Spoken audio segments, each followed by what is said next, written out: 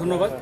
আজকে আনুমানিক সন্ধ্যা 7টায় রাজনৈতিক একটি দলের 3 জন পোলিং এজেন্ট তারা বেসিক্যালি তাদের যে পোলিং যে কার্ড রয়েছে সেটা সংগ্রহ করার জন্য আসে। তো এখানে যে অভিযোগটা আমরা শুনেছি বা পরিলক্ষিত হয় সেটা হচ্ছে যে নির্বাচনের যে আঙিনা সেখানে তারা প্রবেশ করে। অভিযোগটি পাওয়ার সাথে সাথে এআরওর নির্দেশনায় এখানে প্রিজাইডিং অফিসার, সেনাবাহিনী, পুলিশ এবং একই সাথে 2 রাজনৈতিক দলের যারা প্রতিনিধি রয়েছে, একই সাথে এখানকার যে আনসার আছে সবাই মিলে এটাকে সমাধান করা হয়। পরবর্তীতে যেটা হয়, পোলিং সেন্টারের ভিতরে ব্যালট পেপার রয়েছে, ব্যালট বক্স রয়েছে এবং আপনারা জানেন যে আরও আনুষঙ্গিক যে সমস্ত দ্রব্যাদি রয়েছে, এটা পুনঃপরীক্ষণ করা হয়। পুনঃনিরীক্ষণ করে এর সঠিকতা যাচাই করে 2 রাজনৈতিক দলের যারা প্রার্থীর যারা প্রতিনিধি রয়েছে সবাইকে এ ব্যাপারটা নিশ্চিত করা হয় এবং তারা নিশ্চিত হয়েই এখান থেকে চলে যান। তো কালকের জন্য আমরা যেটা বলবো যে এই কালকের যে ভোট বা নির্বাচনী যে কালকে যেই ভোট গ্রহণ হচ্ছে সেখানে এখানকার যারা ভোটাররা রয়েছেন এই কেন্দ্রের তারা নিশ্চিন্তে এবং নির্বিঘ্নে এখানে ভোট দিতে পারবেন বলে আমি মনে করি। ধন্যবাদ সবাইকে।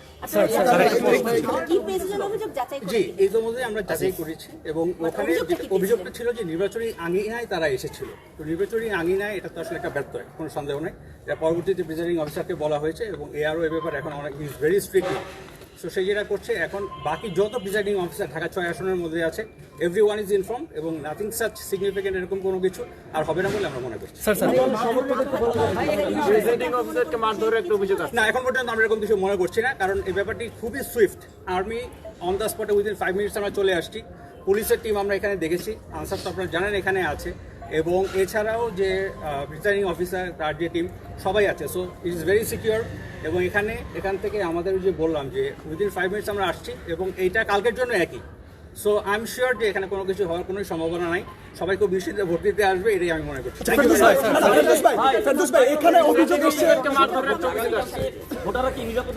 অবশ্যই, আমি তো সেটা অলরেডি আমার বলেছি দু একবার। হ্যাঁ, যে ওই জায়গাতে প্রিজাইডিং অফিসার আছে সেও স্বীকার করছে যে ওখানে মারধরের সেও স্বীকার হয়েছে এবং ওখানে যারা পক্ষের মধ্যে একটা মারধরের একটা ঘটনা ঘটছে। এই বিষয়ে আপনাদের এই ব্যাপারে যেটা হচ্ছে আসলে আমরা এটা দেখেছি, অভিযোগটা আমরা দেখেছি, দেখার পরে এখন ফার্স্ট কাজ হচ্ছে আমাদেরকে ব্যাপারটাকে সমাধান করা, তাই তো?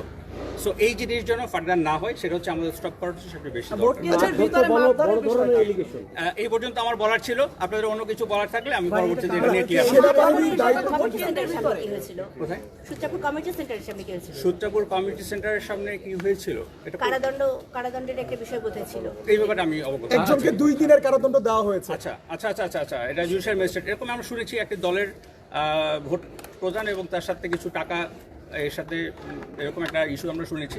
পরবর্তীতে জুডিশিয়াল ম্যাজিস্ট্রেটের মাধ্যমে এটা 2 দিনের দেওয়া হয়েছে অলরেডি। এটা আমরা একটা পরবর্তীতে আমরা এটা জানাবো, জেনে নিই। আরেকটা বিষয়, এখানে যারা ছিলেন উপস্থিত যখন ছিলেন, আমি নিজেও ছিলাম, তখন দেখেছি একটা অভিযোগ এসেছে জামায়াতের নেতাকর্মীরা এখানে নাকি ব্যালট বক্সে দিয়েছেন, সেই সময় বিএনপি নেতাকর্মীরা বাধা, এই সময় একটা সংঘর্ষ একটা সৃষ্টি হয় এবং তাকে জিজ্ঞাসাবাদের জন্য আপনার করে ভিতরে পরবর্তী সাংবাদিকদেরকেও ভেতরে প্রবেশ করতে দেওয়া হয় না। আপনারা দেখার কথা বলে এই বিষয়টি মানে ব্যাখ্যা করবেন। ব্যাপারটা হচ্ছে কি, এখন আমাদের জন্য সবচেয়ে ইম্পর্টেন্ট হচ্ছে এই জায়গার সেফটি। কালকে যেন অবাধ সুষ্ঠু নির্বাচন হয়, এখানে যারা ভোটাররা আছে, আমাদের ফোকাস কিন্তু আজকে ভোটাররা কালকের জন্য, তার জন্য নিশ্চিন্তে এখানে আসতে পারে। That is the main purpose. So আমি অতটুকুই বলবো, আমরা এইভাবে কাজ করছি। ইনশাল্লাহ আপনাদের সহায়তা পেলে আমরা ইনশাল্লাহ কালকে খুব সুন্দর একটা নির্বাচন আমরা উপহার দিতে পারবো। ধন্যবাদ। স্যার কিন্তু প্রথম অস্বীকার করছে, পরে স্বীকার করলো, তাহলে কি প্রশ্ন করার সুবাদে উনি রাজনৈতিক দলের নাম বলতে চায় না আর কি। মামুন তো প্রশ্ন করে বসছে। আচ্ছা, একটা ফর্ম পড়ে গেছে, কার ফোনটা আমাদের পড়েছে,